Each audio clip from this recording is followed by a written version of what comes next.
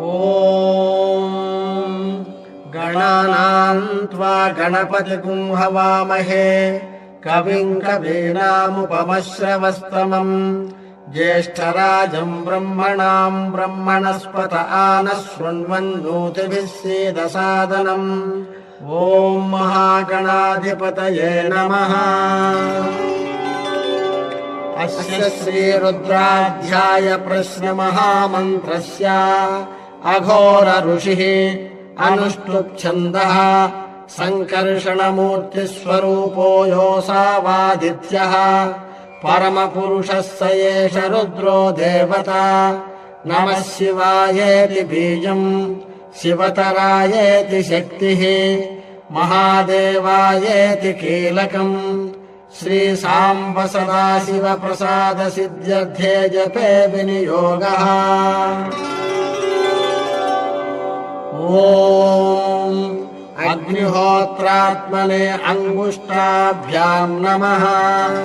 ॐ दर्शपूर्णमासात्मने तर्जनीभ्यां नमः। ॐ चातुर्मास्यात्मने मध्यमाभ्यां नमः। ॐ निरूढपशुबन्धात्मने अनामिकाभ्यां नमः।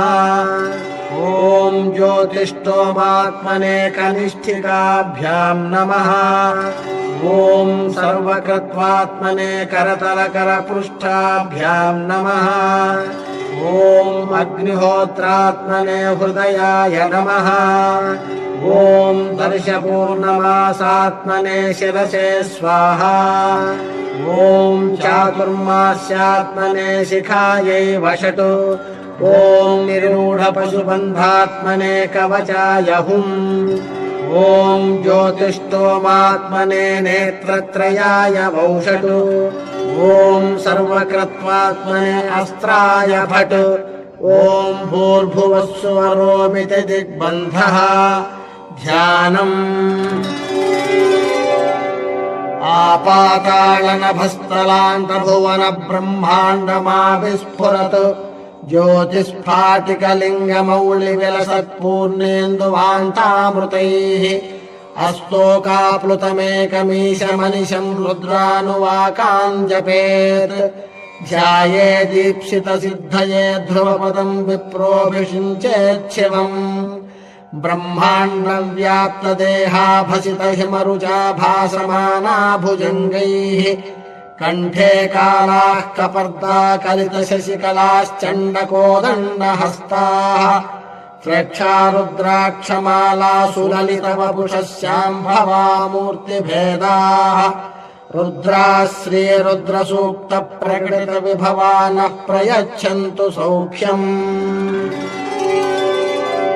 शञ्च मे मयश्च मे प्रियञ्च मे नुकामश्च मे कामश्च मे सौमनसश्च मे भद्रञ्च मे श्रेयश्च मे वश्यश्च मे यशश्च मे भगश्च मे द्रविणञ्च मे यन्ता च मे धर्ता च मे क्षेमश्च मे धृतिश्च मे विश्वञ्च मे महश्च मे संविच्च मे ज्ञात्रञ्च मे सूश्च मे प्रसूश्च मे क्षीरञ्च मे लयश्च महतञ्च मे मृतञ्च मे यक्ष्मञ्च मे नामयच्च मे जीवातुश्च मे दीर्घायुत्वञ्च मे नमित्रञ्च मे भयञ्च मे सुखं च मे शयनञ्च मे सूषा च मे सुदिनं च मे। ॐ शान्तिः शान्तिः शान्तिः। ॐ नमो भगवते रुद्राय। नमस्ते रुद्रमन्यवभूतोऽध इषवे नमः। नमस्ते अस्तु धन्वने बाहुभ्यामुत ते नमः। यातयुषः शिवतमा शिवम् बभूव ते धनुः। शिवा शरव्या यातवतया नो रुद्रमृडया। याते रुद्रशिवा तनूरघोरा पापकाशिनी। तया नस्तनुभाषन्तमया गिरिशन्ताभिचाकशीः। यामिषुम् गिरिशन्तहस्ते बिभर्ष्यस्तवे। शिवाङ्गिरित्रताम् कुरु माहि पुंसीः पुरुषम् जगत्। शिवेन वचसा त्वा गिरिशाच्छा वदामसि। यथा नः सर्वमिज्जगत यक्ष्मपुंसुमना असतु। अध्यवोचदधिवक्ता प्रथमो दैव्योऽभिषक्। अहीगुश्च सर्वान् यम्भयन् सर्वाश्च यातु धान्यः असौ यस्ताम्रो अरुण उत बभ्रुः सुमङ्गलः ये चेमागुम् रुद्रा अभितो दिक्षुस्सिताः सहस्रशो वैशागुम् हेडयीमहे असौ यो वसर्पति नीलग्रीवो विलोहितः उतैनम् गोपा अदृशन्नदृशन्नुदहार्यः उतैनम् विश्वाभूतानि स दृष्टो मृडयातिनः नमो अस्तु नीलग्रीवाय सहस्राक्षाय मीढुषे अथो ये अस्य सत्त्वानोऽहम् तेभ्यो करम् नमः प्रमुञ्च धन्वनस्त्वमुभयोरात्रियोर्ज्याम् याश्च ते हस्त इषवः पराता भगवो वपा अवतत्य धनुस्त्वगुम् सहस्राक्षसिते शुधे निषेद्य शल्यानाम् मुखा शिवो नः सुमना भवा विद्यम् धनुः कपर्दिनो विशल्यो बाणवागुम्भुता अनेशन्नस्येषव आभुरस्य निषङ्गधिः याते हेतिर्मीढुष्टमहस्ते बभूव ते धनुः तयास्मान् विश्वतस्त्वमयक्ष्मया परिभुजा नमस्ते अस्त्वायुधायानातताय धृष्णवे उभाभ्यामुत ते नमो बाहुभ्याम् तव धन्वने परिते धन्वनो हेतिरस्मान् वृणक्तु विश्वतः अथो यैषिधिस्तवारे अस्मन्निधेहितम् नमस्ते अस्तु भगवन् विश्वेश्वराय महादेवाय त्रयम्बकाय त्रिपुरान्तकाय त्रिकाग्निकालाय कालाग्निरुद्राय नीलकण्ठाय मृत्युञ्जयाय सर्वेश्वराय सदाशिवाय श्रीमन्महादेवाय नमः नमो हिरण्यबाहवे सेनान्ये दिशाम् च पतये नमो नमो वृक्षेभ्यो हरिकेशेभ्यः पशूनाम् पतये नमो नमः सस्पिञ्जराय त्विषीमते पथीनाम् पतये नमो नमो बभ्लुषाय विव्याधिनेन्नानाम् पतये नमो नमो हरिकेशायोपवीतिने पुष्टानाम् पतये नमो नमो भवस्य हेत्यै जगताम् पतये नमो नमो रुद्राय तथा विनेक्षेत्राणाम् पतये नमो नमः सूताय हंसाय वनानाम् पतये नमो नमो रोहिताय स्तपतये वृक्षाणाम् पतये नमो नमो मन्त्रिणे वाणिजाय कक्षाणाम् पतये नमो नमो भुवन्तये वारिवस्कृताय औषधीनाम् पतये नमो नम उच्चैर्घोषाय क्रन्दयते पत्तीनाम् पतये नमो नमः कृत्स्नवीताय धावते सत्त्वनाम् पतये नमः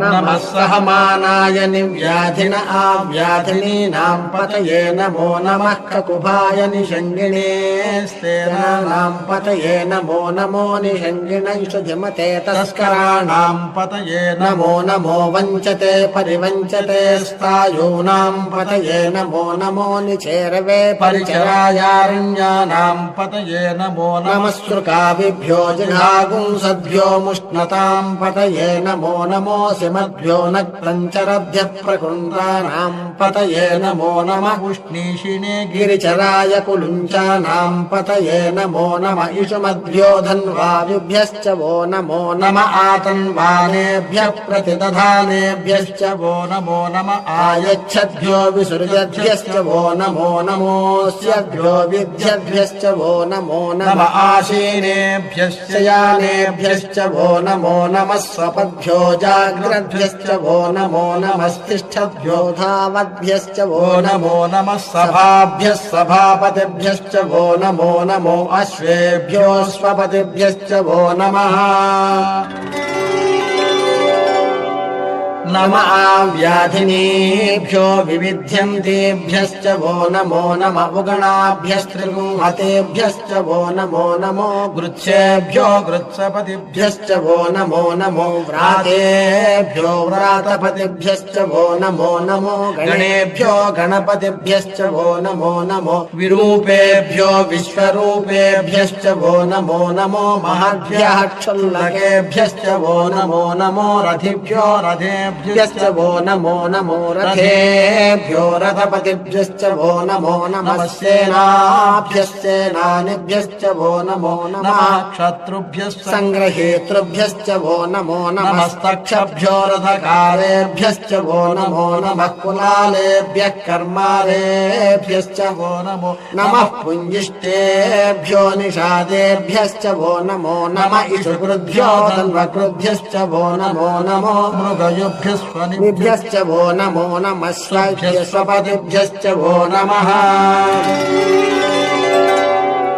नमो भवाय च रुद्राय च नमः शर्वाय च पशुपतये च नमो नीलग्रीवाय च शितिकण्ठाय च नमः कपर्दिने च व्युक्तकेशाय च नमः सहस्राक्षाय च शतधन्वने च नमो गिरिशाय च शिपिभिष्टाय च नमो वेढुष्टमाय चेषुमते च नमो ह्रस्वाय च वामनाय च नमो बृहते च वर्षीयसे च नमो वृद्धाय च संवृध्वने च नमो अग्र्याय च प्रथमाय च नमः आशवे चाजिराय च नमः शीघ्र्याय च शीघ्राय च नमः पूर्व्याय चावस्वन्याय च नमः स्रोतस्याय च दीप्याय च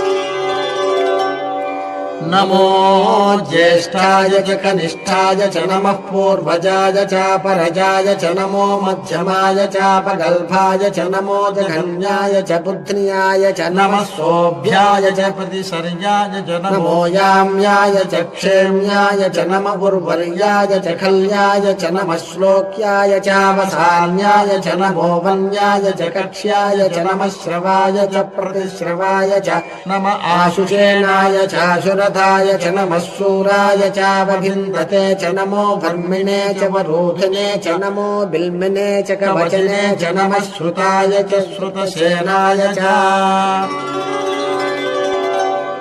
नमो दुन्दुभ्याय च हनन्याय च नमो धृष्णवे च प्रमृषाय च नमो दूताय च प्रहिताय च नमो निषण्डिने च युधिमते च नमस्तीक्ष्णे शवे च युधिने च नमः स्वायुधाय च सुधन्वने च नमः श्रुत्याय च पथ्याय च नमः काट्याय च नीप्याय च नमः सूद्याय च सरस्याय च नमो नाद्याय च वैशन्ताय च नमः कूप्याय च भट्याय च नमो वर्ष्याय च वर्ष्याय च नमो मेघ्याय च विद्युत्याय च नमः ईध्र्याय च तप्याय च नमो वात्याय च रेश्म्याय च नमो वास्तव्याय च वास्तुवाय च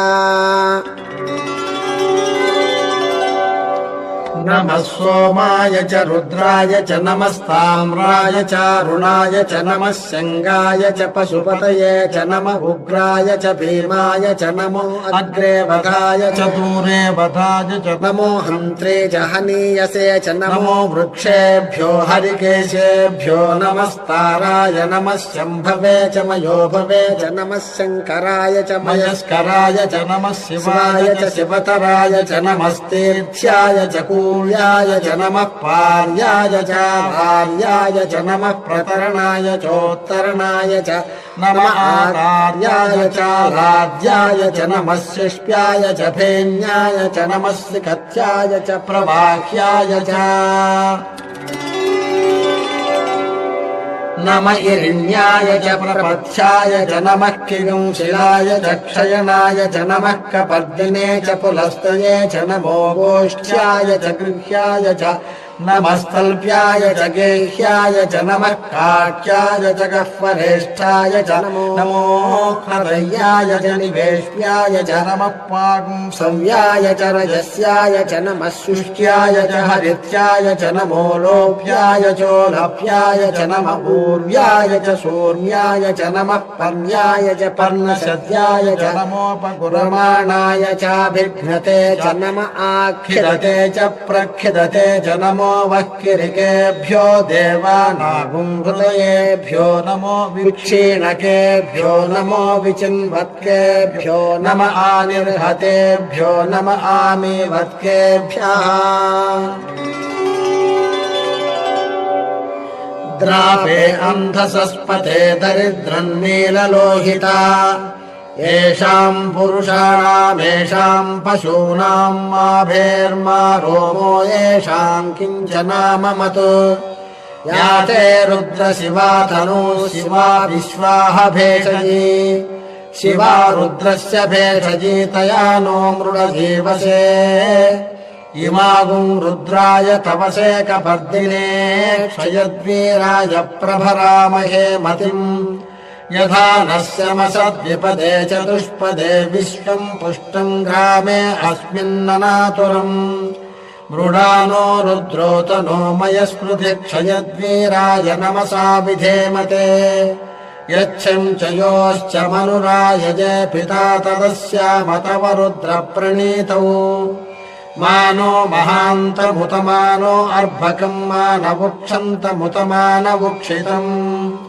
मानो वधेः पितरम् मोतमातरम् प्रियामानस्त्वनुवो रुद्ररीरिषः मानस्तोकेतनये मान आयुषि मानो गोषु मानो अश्वेषु रीरिषः वीरान्मानो रुद्रभामितो वधीर्हविष्मन्तो नमसा विधेमते आरात्ते गोघ्न उत पूरुषघ्ने क्षयद्वीराय सुम्नमस्मेते अस्तु रक्षा च नो अधिज देव ब्रूह्यथा च नः शर्म यच्छद्विबर्हाः स्तुहि श्रुतम् गर्तसदम् युवानम् मृगम् न भीममुपहत्नुमुग्रम् मृडाजरित्रे रुद्रस्तवानो अन्यन्ते अस्मन्निवपन्तु सेनाः परिणो रुद्रस्य हेतुर्वृणक्तु परित्वेषस्य दुर्मतिरघायोः अवस्थिरा